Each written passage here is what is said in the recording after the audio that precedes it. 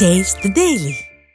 சென்னை திருவொற்றியூரில் சாலை பணிகள் மற்றும் கட்டட ஒப்பந்ததாரை மிரட்டி மாமூல் வசூலித்தது தொடர்பாக ரவுடிகள் சம்போ செந்தில் உள்ளிட்ட 13 பேர் மீது போலீசார் வழக்கு பதிவு செய்துள்ளனர். திருவொற்றியூரை சேர்ந்த கட்டிட ஒப்பந்ததாரர் கார்த்திக் என்பவர் புதுவண்ணாரப்பேட்டை காவல் நிலையத்தில் புகார் ஒன்றை அளித்துள்ளார். அதில் புதுவண்ணாரப்பேட்டை பகுதியில் பழைய கட்டடம் ஒன்றை இடிக்கும் பணியில் இருந்தேன் என்றும் அப்போது 3 பேர் தன்னிடம் நேரில் வந்து ரவுடி சம்போ செந்தில் அனுப்பியதாக கூறி மாமூல் கேட்டதுடன் எதிர்முனையில் ரவுடி சம்போ செந்தில் கைபேசியில் பேசியதாகவும் குறிப்பிட்டுள்ளார்.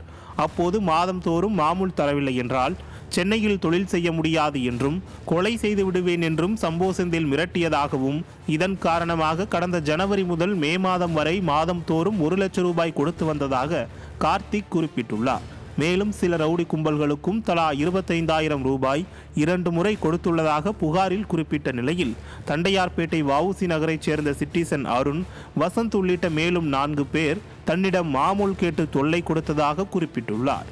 தற்போது திருவொற்றியூர் பகுதியில் வேறொரு ஒப்பந்த பணி செய்து வருகிறேன் என்றும் அதற்காகவும் மாமூல் கேட்டு மிரட்டுகின்றனர் என்றும் ஒப்பந்ததாரர் புகார் அளித்துள்ளார்.